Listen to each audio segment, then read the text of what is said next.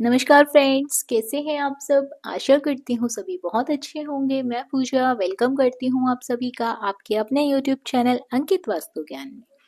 Friends, क्या आप लोग जानते हैं शनिदेव को ग्रहों का राजा कहा जाता है। भगवान भोलेनाथ ने इन्हें स्वयं न्याय के देवता की उपाधि दी है। ऐसा कहा जाता है और ऐसा माना भी जाता है कि शनिदेव को बहुत जल्दी क्रोध आता है। इसी क्रोध के कारण अपने पिता सूर्यदेव से इनकी नाराजगी बनी रहती है। इनके क्रोध से बचने की कोशिश करते हैं हम सभी लोग, वरना हम सभी पे मुसीबतों का पहाड़ पड़ सकता है, टूट सकता है।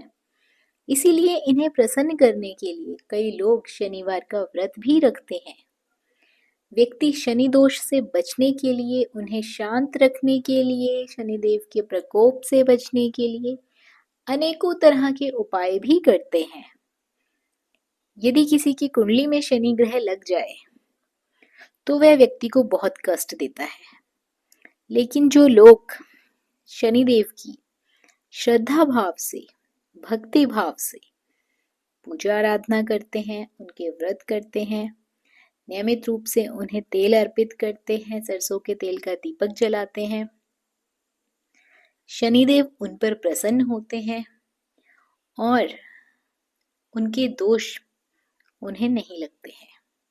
साथ ही शनिदेव की कृपा उन पर हमेशा बरसती है। शनि जब कुंडली से जाता है तो मनुष्य को कुछ ना कुछ देते हुए जाता है। यदि आप लोगों ने अच्छे कर्म किए हैं, शनिदेव की पूजा की है, तो अच्छी चीजें देके जाता है, कोई खुशखबरी देके जाता है।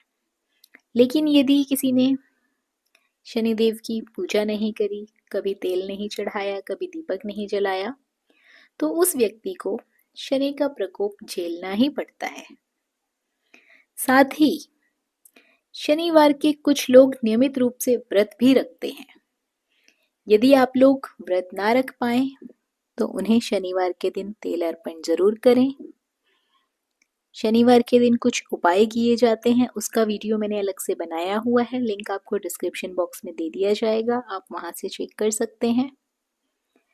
इसके साथ ही शनिदेव के व्रत यदि आप नहीं कर पाए, मैं फिर बता रही हूँ, आपको कथा जरूर सुननी चाहिए। आप पूजा कर लें, कथा सुन लें, तो भी आपके ऊपर शनिदेव की कृपा बनी रहेगी। क्योंकि ऐसा माना जाता है कि यदि आपका स्वास्थ्य ठीक नहीं है, आप शनिवार के व्रत ना रख पाए, तो आप पूजा करके कथा श्रवण कर लें, कथा सुन लें, तो आपको पुण्य फलों की प्राप्ति होती है, शनिदेव का आशीर्वाद प्राप्त होता है। तो चलिए फ्रेंड्स, कथा शुरू करते हैं। कथा को अंत तक जरूर सुनिएगा। आशा करती हूँ ये कथा आपको पसंद आएगी। पसंद आए तो वीडियो को लाइक और शेयर जरूर करें। और यदि आप हमारे चैनल पर पहली बार आए हैं, पहली बार ये कथा सुन रहे हैं, इस तरह की जानकारियां आपको भी अच्छी लगती हैं, तो चैनल को सब्सक्राइब अवश्य कर लें। कथा कुछ इस प्रकार है। एक बार सभी 9 ग्रहों सूर्य, चंद्र, मंगल, बुध, बृहस्पति, शुक्र, शनि और राहु केतु में बहस हो रही थी कि कौन सा ग्रह सबसे बड़ा है। सब आपस में लड़ने लगे। तभी सभी देवराज इंद्र के पास पहुंच गए। इंद्र भी दुविधा में पड़ गए कि इस स्थिति में क्या निर्णय दें। परंतु उन्होंने सभी ग्रहों को सुझाव दिया कि पृथ्वी पर राजा विक्रमादित्य ही इसका फैसला कर सकते हैं, क्योंकि वो बहुत ही न्यायप्रिय राजा हैं। अब सभी ग्रह पृथ्वी पर राजा विक्रमादित्य के पास चले गए और उन्हें अपने आने का कारण बताया। राजा भी उनकी समस्या को सुनकर बहुत परेशान हो गए। उनका चिंतित होना भी लाजमी था, क्योंकि जिसको भी किसी से छोटा बताए वही गुस्सा कर जाए। अब राजा काफी सोच विचार में पड़ गए। सोच विचार करके उन्होंने एक उपाय निकाला। उन्होंने स्वर्ण, रजत, कांस्य, पीतल, शीशा, रागा, जस्ता, अभ्रक और लोहा, इन 9 सिंहासन का निर्माण करवाया।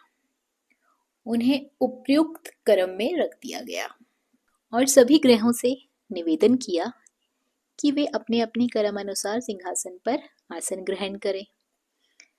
शर्त रखी गई कि सबसे अंतिम में सिंहासन पर जो आसन ग्रहण करेगा वही सबसे छोटा माना जाएगा, जिसकी वजह से शनिदेव सबसे बाद में आसन प्राप्त कर सके और सबसे छोटे कहलाए। क्रोध के आवेश में आकर शनिदेव ने सोचा कि राजा ने ये सब जानबूझकर किया है। कुपित होकर राजा से कहा कि राजा, तू मुझे नहीं जानता। सूर्य 1 राशि 1 महीना, चंद्रमा 1.25 महीने, 2.25 महीने 2 दिन, मंगल 1.5 महीना, बृहस्पति 13 महीने, बुध और शुक्र 1-1 महीने विचरण करते हैं, लेकिन मैं 2.5 से 2.5-7 साल तक रहता हूँ। मैंने बड़े बड़े का विनाश किया है। श्री राम की 6.5 आने पर उन्हें जंगल जंगल भटकना पड़ा था। रावण की आने पर लंका को बांदरों की सेना से उसको परास्त होना पड़ा था। क्रोधित शनिदेव ने राजा से कहा कि अब आपको सावधान रहने की जरूरत है। इतना कहकर शनिदेव कुपित अवस्था में वहां से चले गए। समय गुजरता गया और काल चक्र का पहिया घूमते घूमते राजा की 6.5 आ गई।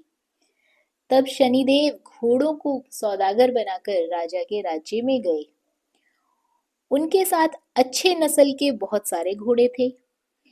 जब राजा को सौदागर के घोड़ों का पता चला तो अश्वपाल को अच्छे घोड़े खरीदने के लिए भेजा गया। अश्वपाल ने कई अच्छे घोड़े खरीदे। इसके अलावा सौदागर ने उन्हें उपहार स्वरूप एक सर्वोत्तम नस्ल के घोड़े का राजा की सवारी हेतु दिया। राजा विक्रमादित्य जैसे ही उस घोड़े पर बैठे, वह सरपट वन की ओर भागने लगा। जंगल के अंदर पहुंचकर वे घोड़ा गायब हो गया। अब क्या था, भूखा प्यासा राजा जंगल में भटकने लगा। अचानक उन्हें एक ग्वाला दिखाई दिया, जिसने राजा की प्यास बुझाई। राजा ने प्रसन्नता से आकर खुश होकर अपनी अंगूठी उस ग्वाले को देकर वे नगर की ओर चले गए। वहां एक सेठ की दुकान पर पहुंचकर उन्होंने जल ग्रहण किया, अपना नाम विका बताया। भाग्यवश उस दिन सेठ की खूब आमदनी हुई। सेठ खुश होकर अपने साथ उन्हें घर लेकर गया। सेठ के घर में खूंटी पर एक हार टंगा हुआ था, जिसको खूंटी निगल रही थी। कुछ ही देर पर हार पूरी तरह से गायब हो गया। सेठ वापस आया तो हार गायब था। उसे लगा कि वीका ने ही उसे चुराया है। सेठ ने वीका को कोतवाल से पकड़वा दिया और दंड स्वरूप राजा उसे चोर समझकर हाथ पैर कटवा दिए। अपंग अवस्था में उसे नगर के बाहर फेंकवा दिया गया। तभी वहां से एक तेली निकल रहा था, जिसको वीका पर दया आ गई। उसने वीका को अपनी गाड़ी में बिठा लिया और वीका अपनी जीप से बैलों को हाँकने लगा। कुछ समय के बाद राजा की शनि दशा समाप्त हो गई। वर्षा काल आने पर वीका मल्हार गाने लगा। एक नगर की राजकुमारी मन भावनी ने मल्हार सुनकर मन ही मन प्रण कर लिया कि जो भी इस राग को गा रहा होगा वह तो उसी से विवाह करेगी। उन्होंने दासियों को उसे खोजने के लिए भेज दिया, परंतु वापस आकर सभी ने उसे बताया कि वह एक अपंग आदमी है।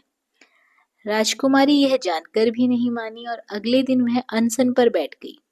जब लाख समझाने पर राजकुमारी नहीं मानी, तब राजा ने उस तेली को बुलवा भेजा और वीका से विवाह की तैयारियां शुरू करने को कहा। वीका से राजकुमारी का विवाह हो गया। एक दिन वीका के स्वप्न में शनिदेव ने आकर कहा कि देखा राजन, तुमने मुझे छोटा बताकर कितना दुख झेला है। राजा ने क्षमा मांगते हुए हाथ जोड़कर कहा कि हे शनिदेव, जैसा दुख मुझे दिया है वैसा किसी और को मत देना। शनिदेव इस विनती को मान गए और कहा कि मेरे व्रत और कथा से तुम्हारे सारे कष्ट दूर हो जाएंगे। जो भी नित्य मेरा ध्यान करेगा, चींटियों को आटा डालेगा, उसकी सभी मनोकामनाएं पूर्ण होंगी। शनिदेव ने राजा को हाथ पैर वापस दिए। दूसरे दिन राजकुमारी की जब आंख खुली तो वह आश्चर्यचकित हो गई। वीका ने मन भावनी को बताया कि वह उज्जैन का राजा विक्रमादित्य है। मन भावनी खुशी से फूले नहीं समा रही थी। राजा और नगरवासी सभी अत्यंत प्रसन्न हुए। सेठ ने जब ये बात सुनी तो पैरों पर गिरकर क्षमा मांगने लगे। राजा ने कहा कि ये सब मुझे शनिदेव के प्रकोप से प्रभाव से हुआ था, इसमें किसी का कोई दोष नहीं है। सेठ ने निवेदन करते हुए कहा कि मुझे शांति तभी मिलेगी जब आप मेरे घर चलकर भोजन ग्रहण करेंगे। सेठ ने कई प्रकार के व्यंजन से राजा का सत्कार किया। जब राजा भोजन कर रहे थे तभी जो खूंटी हार निकल कर गई थी, वही खूंटी अब हार को उगल रही थी। सेठ ने अनेक मोहरे देकर राजा का धन्यवाद किया और अपनी कन्या श्री कुंवारी से प्राणी ग्रहण करने का निवेदन किया। राजा ने सहर्ष स्वीकार कर राजा अपनी दोनों रानियों मनभावनी और श्री कुंवारी को लेकर उज्जैन नगरी लौट गए। सारे नगर में दीपमाला और खुशी मनाई गई। राजा ने घोषणा करते हुए कहा कि मैंने शनिदेव को सबसे छोटा बताया था, लेकिन असल में सबसे सर्वोपरि तो वही है। तब से सारे राज्य में शनिदेव की पूजा और कथा नियमित रूप से होने लगी। सभी लोग उनकी पूजा करने लगे, कथा सुनने लगे। सारी प्रजा के बीच खुशी और आनंद का वातावरण बन गया। शनिदेव के व्रत की कथा जो भी व्यक्ति सुनता है या पढ़ता है, उसके सभी दुख दरिद्र दूर हो जाते हैं। शनिदेव की उन पर कृपा बनी रहती है। तो फ्रेंड्स, आशा करती हूँ ये कथा आपको पसंद आई होगी। उम्मीद करती हूँ कि शनिदेव की पूजा भी आप भी लोग भी करेंगे ताकि हम सबके कष्ट दूर हो सके। शनिवार के दिन सरसों का तेल शनिदेव को अर्पित किया जाता है। एक दीपक जरूर जलाएं, उसमें काले तिल, काली उड़द, काली दाल और एक सिक्का शनिदेव को जरूर अर्पित करें। ऐसा करने से शनिदेव के प्रकोप से बचा जा सकता है। अन्य उपायों के लिए आप हमारी दूसरी वीडियो देख सकते हैं। तो फ्रेंड्स, वीडियो को लाइक और शेयर करना बिल्कुल ना भूलिए। साथ ही चैनल पर पहली बार आए हैं तो चैनल को सब्सक्राइब कर लीजिए। धन्यवाद।